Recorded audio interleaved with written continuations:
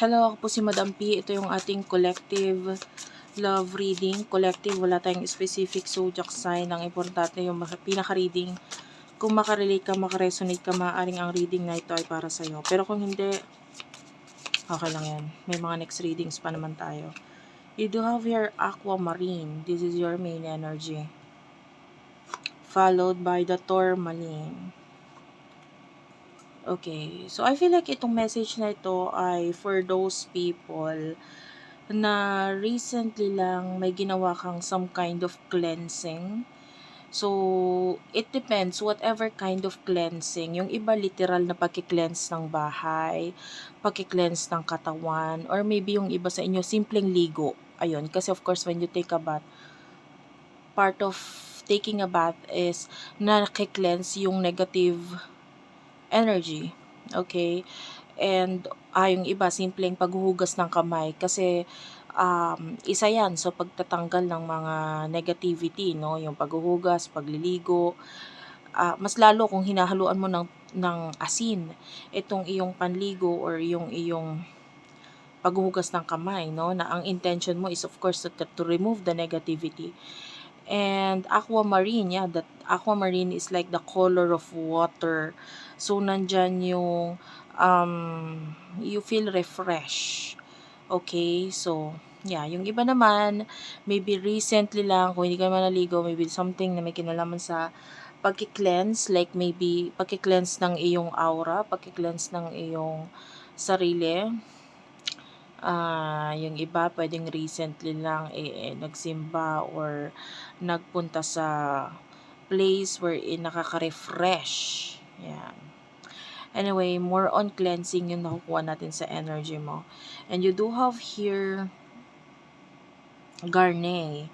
So, ngayon, kung nasaan yung you do have your heart chakra, no? So, kung nasaan yung puso mo ngayon, kung ano yung gusto mong gawin, that's what you're doing right now. Yun yung ginagawa mo. Pag na-feel mong gawin yung isang bagay, regardless kung ano ang sasabihin nila, especially with the courage right here, throat chakra. So, kung ano yung mga bagay na sasabihin nila, parang wala kang pakialam doon. Parang sa'yo, kung ano yung nasa puso mo, nasa isip mo at gusto mo talagang gawin, yun yung gagawin mo. So, nandito yung nagkakaroon ka ng courage, lakas ng loob to do whatever these things na gusto mong gawin. So, for those kakonect mo, sino tong kakonect mo? Spirit guides, angel guides, please tell me. Hindi lahat makaka-relate dito, guys. I understand that. Okay lang yon. You do have here bloodstone, detoxifying root, heart, and sacral chakra.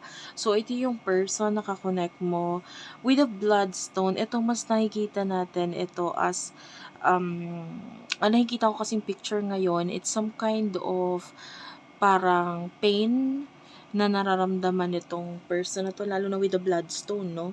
Kung paghihiwalay mo yung word na blood at saka stone, ang makukuha mo doon is like parang taong nagmamatigas pero nasasaktan siya with the power of blood. Nandun yung nasasaktan siya. And you do have your fush sight, and this is healing and heart chakra. So I feel like yung person na to is nasasaktan siya, and the word I am seeing now is the word throat. So, it has something to do with the communication.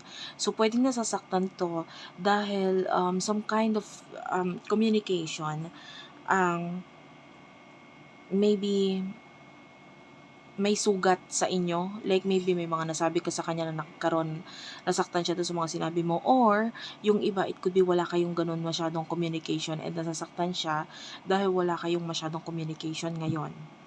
Lalo na with the home. So, this person feels like you are his or her home. Okay, nakukuha niya na parang sa'yo siya komportable or nakita niya na yung home sa'yo. But then, ngayon, parang nasasaktan itong person na to because of whatever is happening sa connection ninyong dalawa. So, alamin natin. Tell me about the emotions here. Spirit guides, angel guides, please tell me. Emotion mo para sa person mo. Hindi ko to kukunin. Ito masyado tong marami. I'll just take this one. Four of Wands and the Three of Swords. Okay. Again, hindi ko to kukunin, masyadong marami. I'll just take this one. Naiwan sa kamay ko. You do over the devil. And the Fool. Ayan, ito dalawang major arcana, the Fool and the Devil. You do over the Tower. Ayan, third major arcana, the Tower. So, I feel like yung iba, there could be a third party na involved dito sa connection na to with the Four of Wands, pwedeng may marriage or something stable. The Three of Swords is lumalabas as third party. Tapos yung the Devil, as you can see, merong mga vices or mga ano dito mga bawal na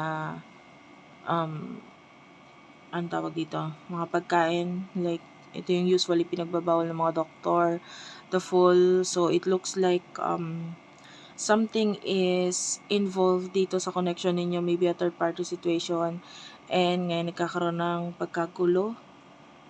Ayan, the Fool. The Fool looks like a magnanakaw. So parang may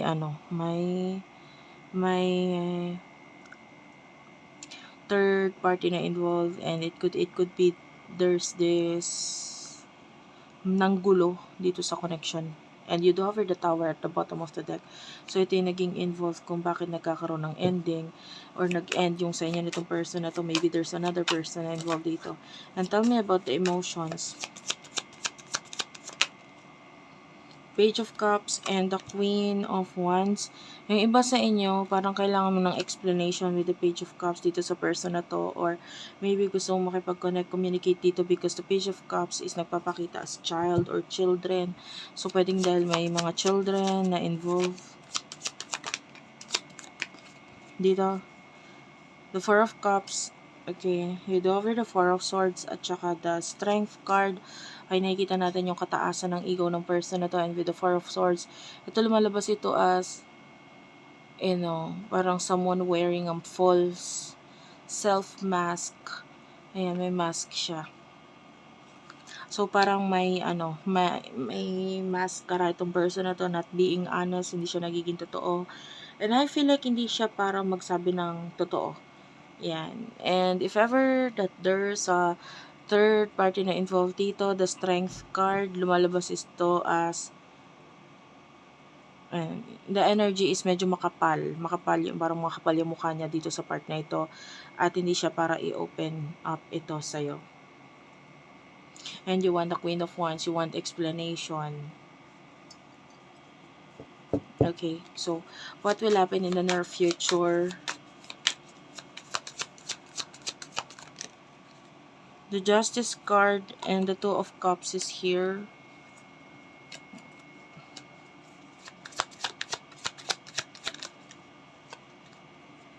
You do have here the Death card, and another major arcana, Knight of Wands and the Knight of Pentacles. Clarify the Knight of Pentacles and the Knight of Wands. Bottom of the deck is the Eight of Pentacles. Tapos yung Three of Cups is here. Nakita tayo ng 3 people. Yeah, so nakita tayo ng parang another connection or another, yung iba friends ito friend na involved. Or like friends with benefits kind of energy. Tapos yung Justice card is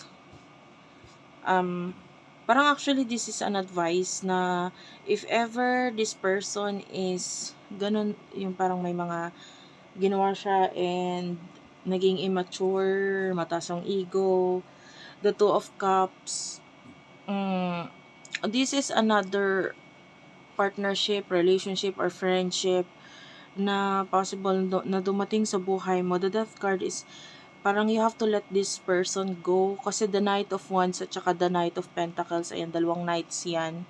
So there's 2 knights na parang paparating sa buhay mo, and there are the Three of Cups lalabas as friends, but parang the intention will be more than that. Parang more on friends lang muna sa una, but I feel like yung intention nitong dalawang to is more than that. And so ibig sabihin hindi ka naubusan ng options.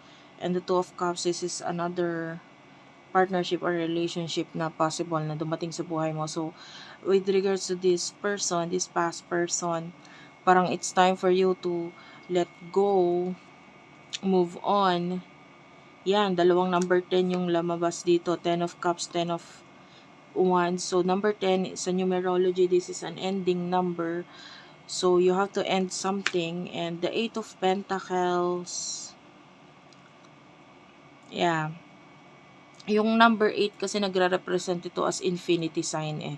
So, maybe in the past, you felt like this is like a forever kind of connection, pero hindi talaga. Mag-focus ka dito sa Ace of Pentacles. The Ace in numerology is number 1, new beginning. So, dito ka mag-focus rather than sa connection mo with this past person. Yeah. So, that's it for now. Thank you for watching. I love you all. Please do like and subscribe. I-end ko na po yung video dito. Maraming salamat po and bye-bye.